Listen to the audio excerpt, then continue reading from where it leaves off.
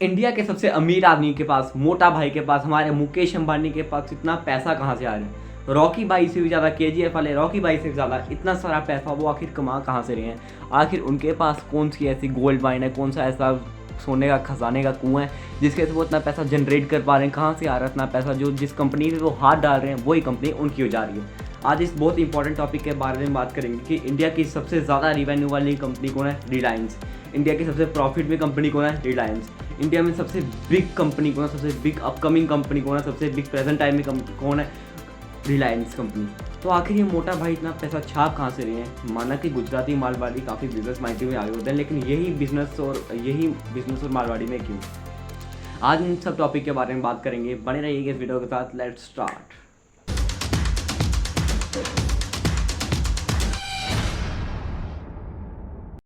ऐसा कौन सा खजाने का कुआं मिल गया मोटा भाई को जो इतना पैसा वो छाप रहे हैं अपनी कंपनी में? जिस कंपनी को वो हाथ डालते हैं वही कंपनी उनकी हो जाती है। मतलब कोई आगे अपनी गोली तक नहीं लगा सकता। एक अडानी उनके कंपटीशन में काफ़ी देर से दे रहे हैं, लेकिन उनको भी फिलहाल वो पीछे पिछाड़ते हुए अंबानी कंपनी, रिलायंस कंपनी, मुकेश अंबानी जी की कंपनी, हमारे मोटा भाई जी की कंपनी, हमारी गुजराती मारवाड़ी जी की कंपनी इतनी ऊपर जाती जा रही है जो आज वर्ल्ड के टॉप 10 में स्टैंड करते हैं। देखिए, मुकेश अंबानी के पास इस वक्त पे इतना पैसा है कि वो सुबह रॉकी बाइक को खरीद कर सकते हैं और शाम को रॉकी बाइक को बेच सकते हैं। तो आखिर इतना पैसा आ कहाँ से रहा है? कौन सा कुआं है इनके पास होने का जहाँ से इतना पैसा ये छाप रहे हैं?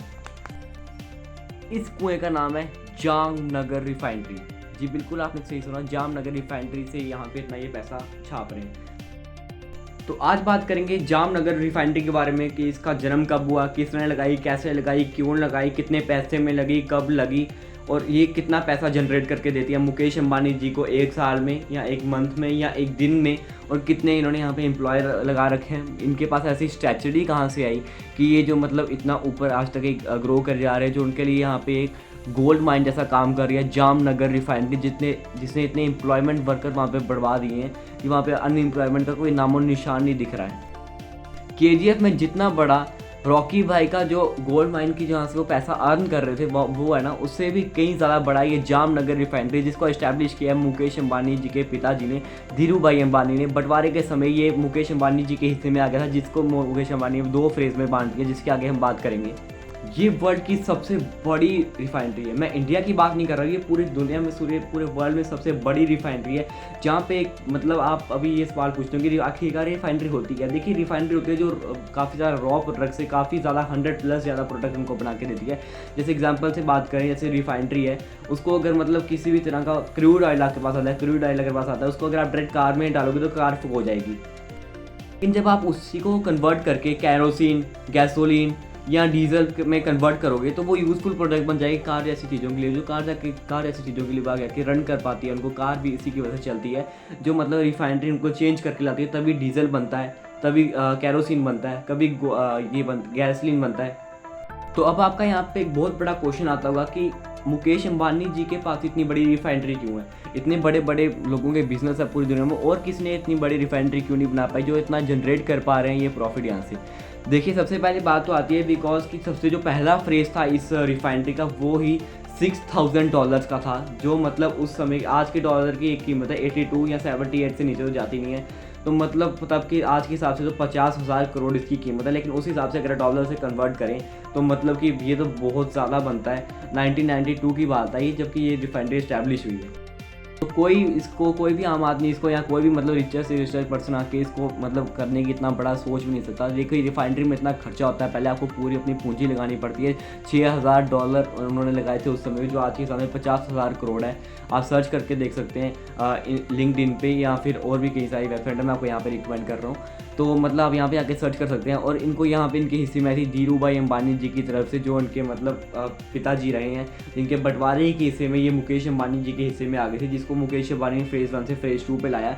धीरू भाई अंबानी ने यहाँ पे एक स्ट्रेटजी लगाई थी कि जैसे हम बात करते हैं, पहले प्रोडक्ट मतलब प्रोड्यूसर के पास होता है ना, मतलब जो उसको मैन्युफैक्चर करता है, फिर वो आगे होलसेलर के पास बेचता है, होलसेलर रिटेलर के पास बेचता है, तो और फिर जो है रिटेलर जो है उसको आगे सप्लाई करता है। लेकिन जो हमारे धीरू भाई अंबानी थे, इन्होंने इन्होंने B2B वाला सिस्टम अपनाया और B2C वाला सिस्टम अपनाया। मतलब पहले ये बिज़नेस टू बिज़नेस जाते थे कि मतलब कि ये जो है पहले डायरेक्ट जो है प्रोड्यूसर के पास ही जाते थे, मतलब खुद भी प्रोड्यूसर थे और खुद भी एक प्रोड्यूसर के पास जाते थे, उनको ये सारा सेल कर देते थे, जिसकी वजह से ये रिफाइनरी मतलब काफ़ी ऊपर जाने लग पड़ी।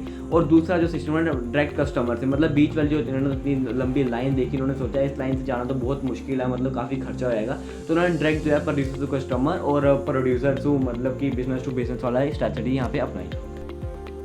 फेज़ 1 की यहाँ पे बात करें जो धीरू भाई अंबानी जी ने एस्टैब्लिश किया था 1992 में। फेज़ 2 तो हमारे मुकेश अंबानी जी ने एस्टैब्लिश किया था, लेकिन फेज़ 1 की बात करें तो वो करीब 31 स्क्वायर किलोमीटर की एरिया में फैला हुआ था। 350 मेगावाट की पावर वो जनरेट मतलब उसको चाहिए थी। 105 माइल रोड उसके लिए चाहिए था। 2 केमिकल प्लांट उसमें लगाए गए थे। सी वाटर एलिट्रेशन लगाया गया था। 3000 फैमिलीज़ की रहने की सुविधा वहाँ पे थी। फिर एक वाटर प्रोजेक्ट था वहाँ पर जो भी काफ़ी महंगा कॉस्ट करता है। 200 किलोमीटर फाइबर ऑप्टिक केबल लगाई गई थी। ये सब जो है 1999 तक सारा कुछ कंप्लीट हो गया था। अब आप सोच रहे होंगे कि इसको मतलब कंप्लीट करने में तो काफ़ी ज़्यादा टाइम लगा होगा, मतलब करीब 8, 10, 15 साल, लेकिन धीरू भाई अंबानी जी ने इसको मात्र 3 साल में इस पूरे प्रोजेक्ट को फेज़ 1 को कंप्लीट करके दिखाया था, जो अपने आप में एक बहुत बड़ी अचीवमेंट थी। वर्ल्ड की सबसे बड़ी रिफाइनरी इंडिया में ब्रांड में इतनी एम्प्लॉयमेंट जनरेट करने में, इसके लिए तो मतलब उनके लिए लाइक तो बनता है वीडियो में भाई। अब हमारे फेज़ 2 की बात करें जो हमारे मुकेश अंबानी जी ने इस्टेब्लिश किया था, उसका भी कुछ बात निराली है, मतलब इससे मतलब फेज़ 1 से 2 गुना उन्होंने ऊपर का इस्टेब्लिश कर दिखाया यहाँ पे। फेज़ 2 की बात करें 2 लाख प्लस इंजीनियर्स और मैप डिज़ाइनर इन्होंने डिज़ाइन कर रखे थे। जैसे मैप डिज़ाइनर मतलब जो आपके घर का डिज़ाइन जैसे मतलब मैप से नक्शे में बनाते हैं, वैसे ही इन्होंने मतलब 2 लाख से ज़्यादा इंजीनियर्स और मैप डिज़ाइनर इन्होंने मतलब कर रखे थे अपने पास। फिर आगे बात करें 16,50,000 प्लस टन कंक्रीट यहाँ पे लगा था। फिर आगे यहाँ पे 13,800 टन यहाँ पे स्ट्रक्चर स्टील लगी थी। 80,000 से यहाँ पे वर्कर हमेशा अवेलेबल रहते थे। यहाँ पर मतलब 800 वेल्डर, 800 कारपेंटर और 500 प्लम्बर जो है 2400 घंटे मतलब मौजूद रहते था कि कोई मतलब गड़बड़ी ना हो जाए। फिर 18,000 किलोमीटर की इलेक्ट्रिक केबल, मतलब वहाँ पिछले से आप कंपेयर करिए तो इसकी बात से कंपेयर कीजिए काफ़ी ज़्यादा है ये। 15,000 किलोमीटर का कॉन्क्रीट मतलब रोड। फिर 2000 किलोमीटर की यहाँ पे पाइपिंग की गई थी। 250 किलोमीटर का यहाँ पे रोड बनाया गया था। इंस्ट्रक्चर केबल वहाँ पे 15,000 किलोमीटर की गई थी। इतना बड़ा रिफाइनरी जो है हमारे मुकेश अंबानी जी ने एस्टैब्लिश की थी अपना पिताजी के गुजरने के बाद, ताकि वो वर्ल्ड की हाईएस्ट मतलब सबसे ज़्यादा रिफाइनरी बना पाएँ और वर्ल्ड की सबसे बड़ी एम्प्लॉयमेंट जनरेटर भी इंडिया में एस्टैब्लिश कर पाएँ। अब यहाँ पे स्ट्रैटेजी देखिए, नॉर्मल रिफाइनरी की बात करें तो मतलब जो छोटी छोटी रिफाइनरी हैं उनको भी यहाँ पे 5% तक का लॉस होता है। देखिए जितनी छोटी आपकी रिफाइनरी होगी उतना छोटा आपको लॉस होगा, है ना। मतलब उसी हिसाब से तो ये मतलब आपको काफ़ी कम लग रहा होगा। छोटी रिफाइनरी को 5% तक आज तक का लॉस रिकॉर्ड किया गया है। लेकिन जबकि वर्ल्ड की सबसे बड़ी जो रिफाइनरी है वो इंडिया में होने के बाद भी इन्होंने मात्र 0.20% का ही लॉस अभी तक मतलब झेला है। इतना कम लॉस सबसे बड़ी रिफाइनरी है और इतना कम लॉस, छोटे से छोटे भी 5% का लॉस रहते हैं और इन्होंने 0 मतलब लगभग आधा भी मतलब इन्होंने लॉस यहाँ पे नहीं सहा हुआ। इतनी अच्छी इनकी रिफाइनरी यहाँ पे वर्क कर रही है, इतनी अच्छी एम्प्लॉयमेंट यहाँ पे जनरेट कर रही है। वहीं बाकी रिफाइनरी की बात करें तो बाकी रिफाइनरी जो होती है मतलब छोटे वेस्ट प्रोडक्ट होते हैं उनको यूज़ में नहीं लाती।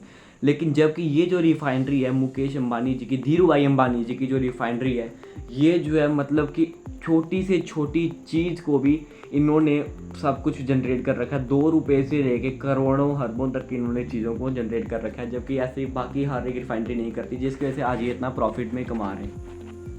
इस साल की बात करें तो इस साल ये 13,650 करोड़ के प्रॉफिट में चल रही है कंपनी। 2022-2023 सेशन की बात करें तो इतना प्रॉफिट था इन्होंने पिछले 1 साल में जनरेट कर लिया हुआ है।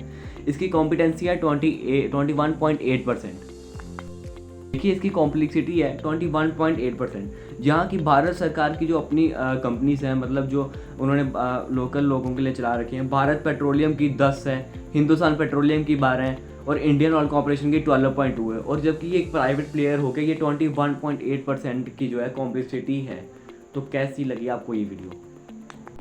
भाई अपने धीरू भाई अंबानी जी का और मुकेश अंबानी जी का जो जवाब नहीं, इन्होंने वर्ल्ड के बड़े बड़े प्लेयर्स को अपने पीछे जवाब रखा है। बहुत बड़ी बात है, वर्ल्ड की सबसे बड़ी रिफाइनरी इंडिया में होना है।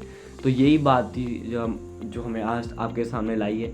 और इस वीडियो को आप ज़्यादा से ज़्यादा लाइक करें। पिछली वीडियो में 16 सब्सक्राइबर्स थे, उसके मतलब उसके साथ 19 सब्सक्राइबर्स हो गए। इस वीडियो में मैं प्रे करता हूँ कि 25 तक तो हम पहुँचें, तो 23 तक तो पहुँचें। धीरे धीरे स्टेप्स लेके हम एक दिन 50 पहुँचेंगे, 100 पहुँचेंगे, 150 पहुँचेंगे एंड 1K एक दिन जल्दी अचीव करेंगे।